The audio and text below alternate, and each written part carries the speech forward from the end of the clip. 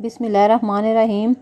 اللہ تعالیٰ نے حضرت سلیمان علیہ السلام کو ایسی بادشاہت عطا فرمائی تھی جس کی مثال رہتی دنیا تک نہیں ملے گی۔ آپ علیہ السلام نہ صرف انسانوں بلکہ جنات، پرندوں اور ہواؤں پر بھی حکومت کرتے تھے، اور آپ علیہ السلام کو تمام چرند پرند کی بولیاں سمجھنے کا معجزہ بھی حاصل تھا۔ ایک مرتبہ حضرت سلیمان علیہ السلام اپنے عظیم الشان لشکر کے ساتھ ایک وادی سے گزر رہے تھے۔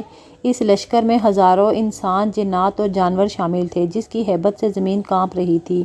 جب یہ لشکر ایک مقام پر پہنچا تو حضرت سلیمان علیہ السلام نے ایک ننھی سی چونٹی کی آواز سنی جو اپنی ساتھی چونٹیوں سے کہہ رہی تھی، اے چونٹیوں، اپنے اپنے بلوں میں گھس جاؤ، کہیں ایسا نہ ہو کہ سلیمان علیہ السلام اور ان کا لشکر تمہیں کچل ڈالے اور انہیں خبر بھی نہ ہو۔ حضرت سلیمان علیہ السلام نے جب یہ سنا تو آپ علیہ السلام مسکرا دیے اور اپنے لشکر کو رکنے کا حکم دیا۔ روایات میں آتا ہے کہ حضرت سلیمان علیہ السلام نے اس چونٹی کو بلایا اور اس سے پوچھا، تم نے اپنے ساتھیوں کو میرے لشکر سے کیوں ڈرایا؟ کیا تمہیں نہیں معلوم کہ میں اللہ کا نبی ہوں اور میں کسی پر ظلم نہیں کرتا؟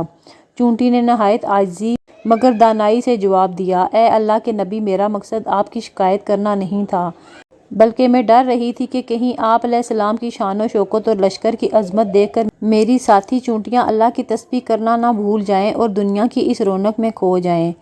پھر اس چونٹی نے ایک اور دلچسپ بات کہی، اے سلیمان، کیا آپ جانتے ہیں کہ اللہ نے ہوا کو آپ کے تابع کیوں کیا؟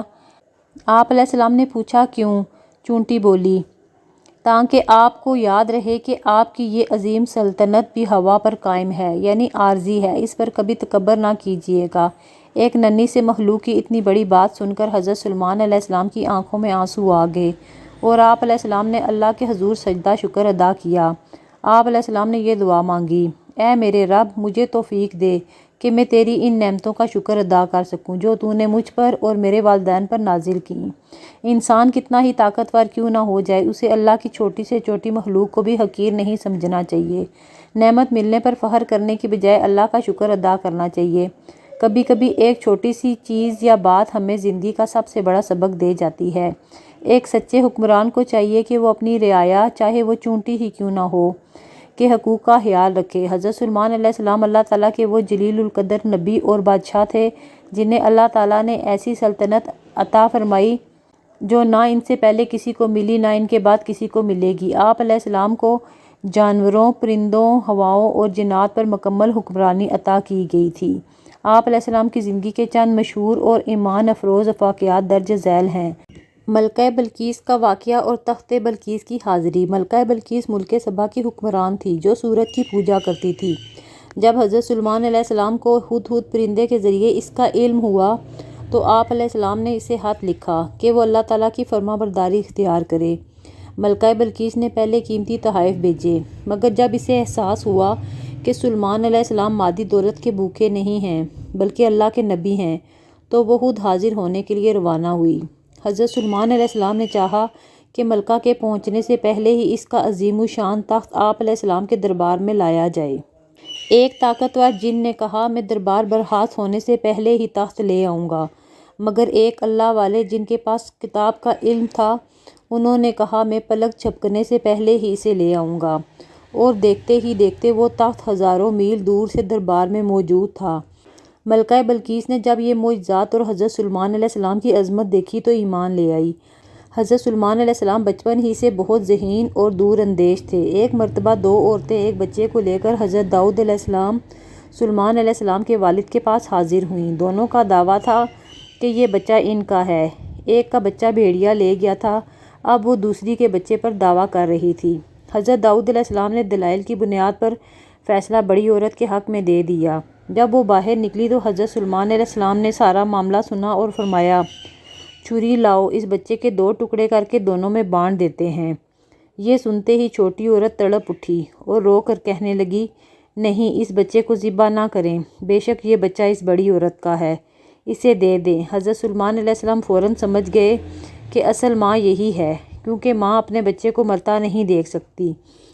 آپ علیہ السلام نے بچہ چھوٹی عورت کو دے دیا۔ جنات سے بیت المقدس کی تعمیر۔ حضرت سلیمان علیہ السلام نے بیت المقدس، مسجد اقصیٰ کی تعمیر کا عظیم کام شروع کروایا۔ اللہ تعالیٰ نے جنات کو آپ علیہ السلام کے تابع کر دیا تھا جو سمندروں کی گہرائیوں سے موتی نکالتے اور بھاری بھرکم پتھر اٹھا کر لاتے تھے۔ جب آپ علیہ السلام کی وفات کا وقت قریب آیا تو تعمیر کا کام ابھی باقی تھا۔ اگر جنات کو علم ہو جاتا کہ آپ علیہ السلام وفات پا چکے ہیں تو وہ کام چھوڑ دیتے۔ اللہ تعالیٰ کے حکم سے آپ علیہ السلام اپنی لاٹھی کے سہارے ٹیک لگا کر کھڑے ہو گئے اور اسی حالت میں آپ علیہ السلام کی روح قبض ہوگی۔ جنات یہی سمجھتے رہے کہ آپ علیہ السلام زندہ ہیں اور انہیں دیکھ رہے ہیں، چنانچہ وہ کام میں مصروف رہے۔ جب تعمیر مکمل ہو گئی تو اللہ تعالیٰ کے حکم سے ایک دیمک نے لاٹھی کو اندر سے کھا لیا، لاٹھی ٹوٹی اور آپ علیہ السلام کا جسم مبارک زمین پر آ گیا۔ تب جنات کو علم ہوا کہ آپ علیہ السلام کا انتقال تو کافی عرصہ پہلے ہی ہو چکا ہے۔ اللہ تعالیٰ نے ہوا کو حضرت سلیمان علیہ السلام کے لیے مسخر کر دیا تھا۔ آپ علیہ السلام کا ایک بہت بڑا تخت تھا جس پر آپ علیہ السلام کا پورا لشکر سوار ہوتا تھا۔ ہوا اس تخت کو اڑا کر مہینوں کا سفر گھنٹوں میں طے کروا دیتی تھی۔ صبح کے وقت آپ علیہ السلام ایک مہینے کی مسافت طے کرتے اور شام کو دوسرے مہینے کی۔ اتنی بڑی سلطنت کے باوجود حضرت سلیمان علیہ السلام اللہ تعالیٰ کے سامنے عاجز رہے اور اسے اللہ کا فضل قرار دیا۔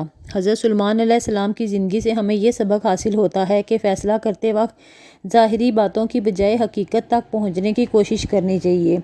موت برحق ہے۔ اتنی عظیم قدرت اور جنات پر قابو پانے والے بادشاہ کو بھی موت سے مغفر نہ تھا۔